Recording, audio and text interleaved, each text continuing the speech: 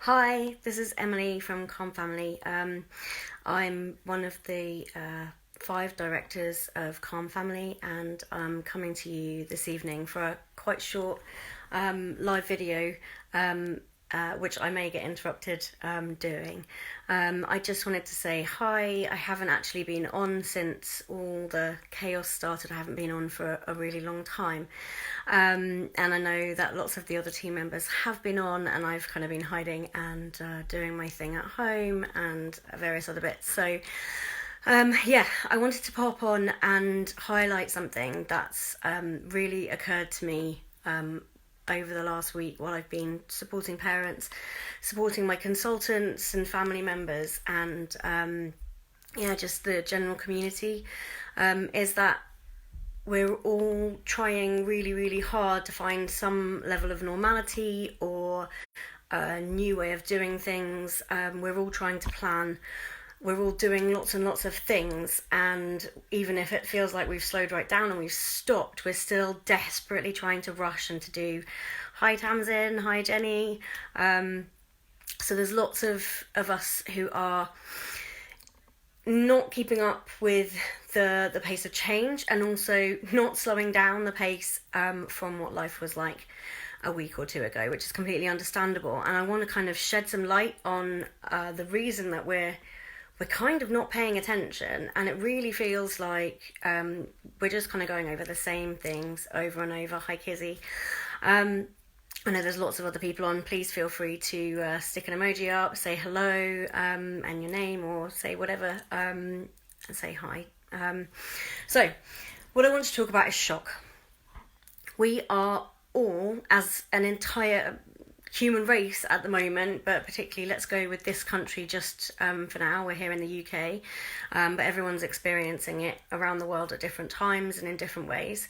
We're all massively in shock. Now, this isn't the kind of health shock, as in, when you go into shock. This is about emotional or psychological shock, and it's an extreme form of the basic human emotion, surprise. So surprise, I'm going to drink tea while I do this. Do you like my cup? Not today. Yeah. This sums up my personality. So,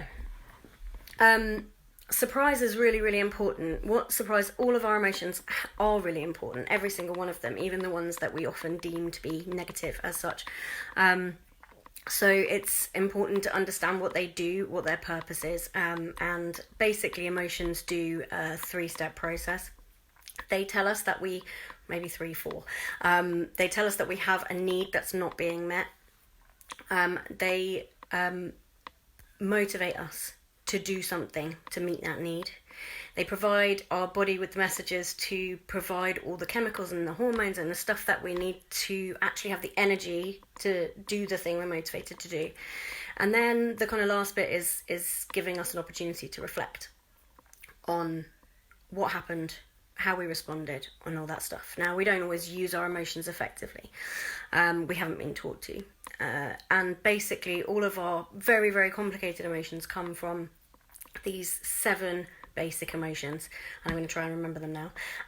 They are joy, sadness, anger, fear, disgust. Now, everyone might have seen those on the film Inside Out, but the 2 that they consciously missed out for the sake of keeping it simple were guilt and surprise. And yes, we have lots more complicated emotions, but they all kind of stem from those basic ones. So shock is almost a combination of surprise filled with our threat system, effectively. It's when something extreme is happening, either just extreme momentarily, or it could be slightly longer. And this is where we've got to here.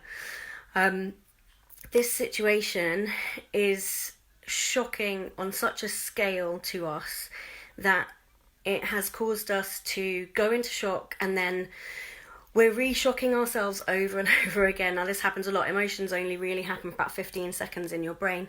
But our thoughts, our very clever brains up in our neocortex, will tend to think about what just happened and effectively recreate the emotion over and over again.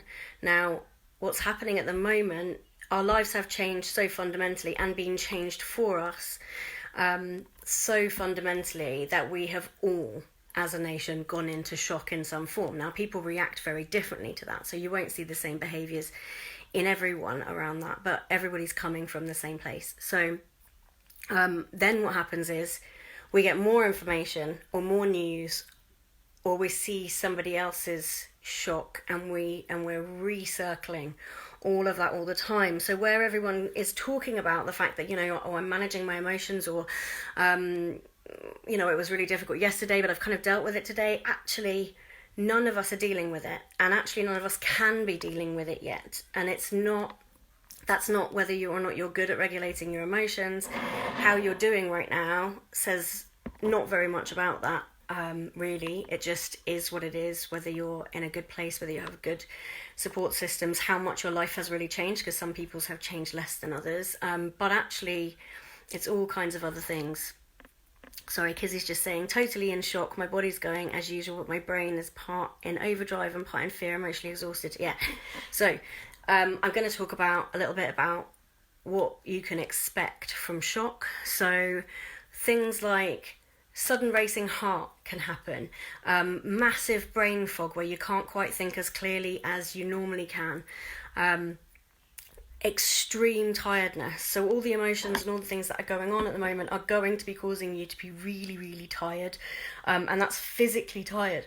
So please don't think that your physical body and your brain and your emotions are separate from each other, because that's just ridiculous. You may have seen ailments that you normally have, or injuries that you have had in the past, flaring up pain-wise. So pain can become a big issue. Anyone with fibro or CFS is going to see, that's chronic fatigue syndrome for anyone that doesn't know, or fibromyalgia, will see a worsening of symptoms. Autoimmune diseases, all of these things are likely to flare at this time.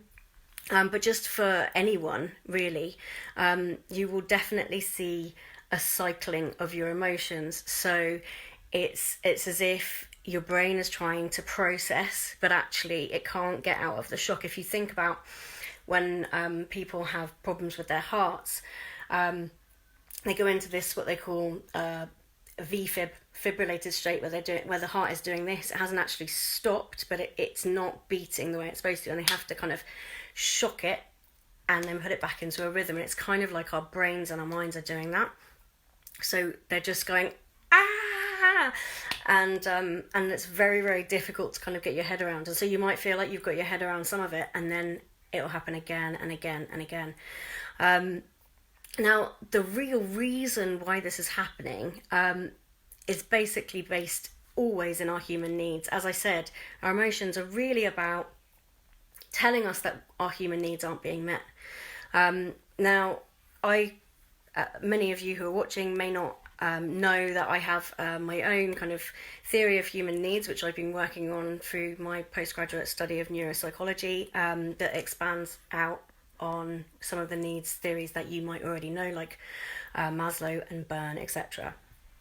And looking at those needs and what's going on for us right now is really, really important, so that people can understand why they're feeling quite the way they're feeling.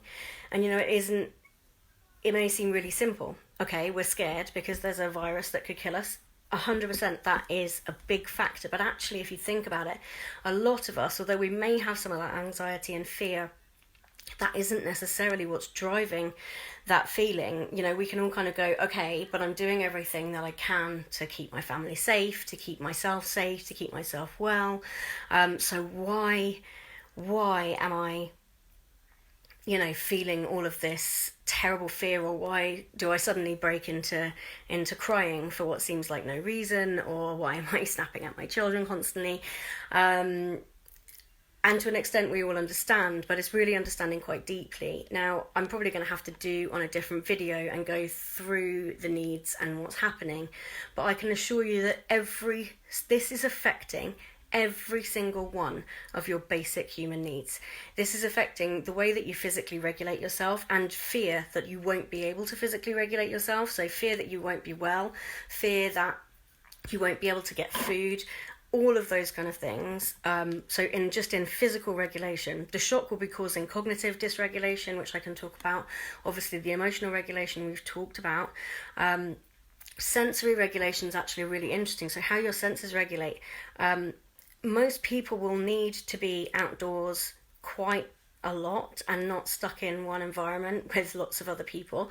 So certainly if you have a few children and you're at home and you're stuck in when you wouldn't normally be, your sensory regulation is bound to be off. So that's an effect too. Sorry, Katie's saying I'm breath holding so much too. Yep, lots of things. So if you have kind of things that normally happen when you're quite stressed, you'll be doing them. People who are neurodivergent or people who are not, but that do self-stimulating or stimming behaviours. It could be biting your nails, picking your skin, rubbing your head, twirling, flapping, loads of those kind of things. Probably you'll find, if you're looking inward, that they're happening more. Learning about those needs the other week is really helping me right now. Yeah, I'm not going to read your whole comment, but yeah, I'll try and reply to comments afterwards. So you're going to see a lot more of those behaviours, not just in yourself, but obviously in your children, your partners, everybody as well. I'll put a list of some of the shock behaviours because my brain's not picking them all up right now. But it will be really interesting to kind of look and see what you're doing and noticing kind of being stuck there. We have a tendency to put ourselves there over and over. So everybody's sharing the next bit of information, the next bit of information, the next bit of, bad news or good news is, and we've all seen our feeds are absolutely filled with it. This is going to be included in that. And part of the reason for that is not that, we all love to make ourselves miserable, but we're trying to process. And in doing so, we are reshocking ourselves, but actually that is a form of trying to process. We're trying to make sense of it so that we can feel less surprised and it can become either something we're angry about or sad about, because what we're wanting to do is, because shock essentially, or surprise, is retreat and assess. That's what it does. So they all have a purpose. So say joy is, yeah, that met my needs, do that again. Yeah. Anger is, I don't like that, I need that to change. Yeah, it's a stop, I'm frustrated, I need that to change. So either stop it or change it. Fear is danger, your life is in danger, and then it goes into threat response, which is your fight, flight, and all of those. And then, disgust is caution, poison, either socially or physically. What have I missed? And sadness, which is a really, really important one, which is to take time and reflect on what's going on. So it's about loss and about grief. And essentially, that's the stage that we want to get to. So shock will put us in denial if we stay in it. That's where, you get this grief cycle. The reason that you do denial first is it's shock, and I'm sure we've all done that. No, it's not as bad as they're saying, or it's not going to be very long, or just, like me, sometimes I've been waking up in the mornings and going, oh my God, it can't be real, and then log back into my phone and go, nope, I definitely didn't dream this, because it seems so far from everything that we ever expected to happen.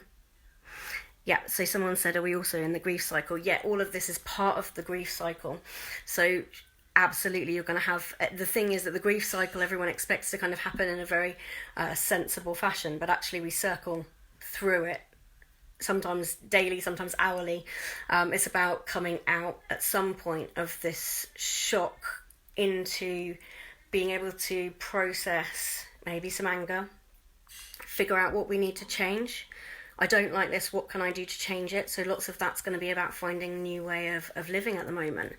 And then coming into sadness, and that's where we really process. Sadness is where we process and where we're able to slow down. So the pace of life, whether we like it or not, has changed fundamentally, and probably for a while. And that's really hard because we've been told as human beings to rush. For a lot of our lives, to work as hard as possible, to be stressed is a badge of honour. And what we're being told is go home, be with your children, sit down, do nothing, just stop. And that's hard. That feels, even for people who enjoy doing that, being told you have to is relentlessly difficult, because we need our own autonomy. We need to be able to decide. I've been practicing just binge watching Netflix for a lot of my life, but being told that is what I'm required to do for my country is pretty tough. I now want to go and play. But we need a certain amount of acceptance around this changing pace of life. I've seen a million parents stressing massively about how they're going to educate their children or entertain their children at home, that they desperately need to find a new schedule. And part of that is us trying to reclaim control. I'm going to be invaded now. And part of that... Just a minute, Bubba. Okay? I'm just going to talk on this and then I'll be right there. Okay? Part of that is reclaiming some kind of normality, and part of it is that we have been told by our government for the last few years, at least quite a long time now, that if our children miss one day of school, it affects their entire education. It's not true. It's a lie. I'm really sorry. So it's really important to understand that we're suddenly getting completely different messages than we have been for a very long time. And they are, slow down. Actually, education isn't the most important thing. Actually, the stock market isn't the most important thing. Actually, human life is the most important thing. And I agree 100%, but I'm really sorry that it took a global pandemic for everyone to realise this, that your family and your home and the people that you love and us as a human race are more important than any of that stuff. And they are. But it feels like a shock because we're not used to being told that. We're not used to being given permission to take care of those things as a priority and slow everything else down. That feels really, really difficult. And I want to say to you that the most important thing anyone can do right now is look after their emotions. Now, I know there are lots of people that, but honestly, you can't override them. You can't stop being human, no matter how many people say, wow, I don't really have any feelings, or I just get on with it. Cool. But when you just get on with it, you're not processing, you're not dealing. And actually, when we do this, the kind of parenting that hopefully we try to do, we're recognizing emotions, we're teaching our children that they exist, that they're not terrifying, they're there for a reason. Shock is here for a reason. It's here to say, whoa, hang on, this is like completely different, please. You need to assess the situation, and that's what we need to do. We need to step back, stop trying to plan, stop trying to make it okay. It's not okay. It's really hard. It's really new. And none of our needs are being met. And I will do more videos about how our needs aren't being met and how we can get that back, how we can, in the situation that we're in, how we can make sure that they are met in new ways. But right now, we need to think about how we're feeling. We need to talk to our children about how they're feeling. The biggest education you can do with your children right now while you're at home is listen. Listen to them, talk to them, just let them slow down. Anyone who goes into home education, chooses to go into home education, is usually told by seasoned home educators that it takes a month for every year they've been in school to de-school them and get them into a place where they can cope at home and not be institutionalized and be ready for education really properly. So take some time now. I mean, this is the biggest thing that's ever happened to any of us. It's the biggest thing that may ever happen to your children. And they're going to remember the time that you spent listening, the time that you spent taking care of their needs, the time that you connected with them. The worksheets and stuff, they don't matter. Even if you guys didn't do any education with your children, not a single worksheet, not a single maths equation, nothing, for 12 months. I mean, longer than that, but I'm saying 12 months because I don't think that some of the people watching this can cope with me saying longer than that. But if you didn't do anything, from their 7th birthday to their 8th birthday, I promise you, they will still be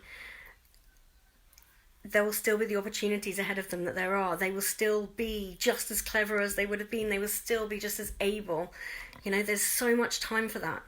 And what we haven't made enough time for, and what nobody made time for with us a lot when we were children, was to just go, okay, you have massive emotions right now, and that's real, and let's talk about what they are.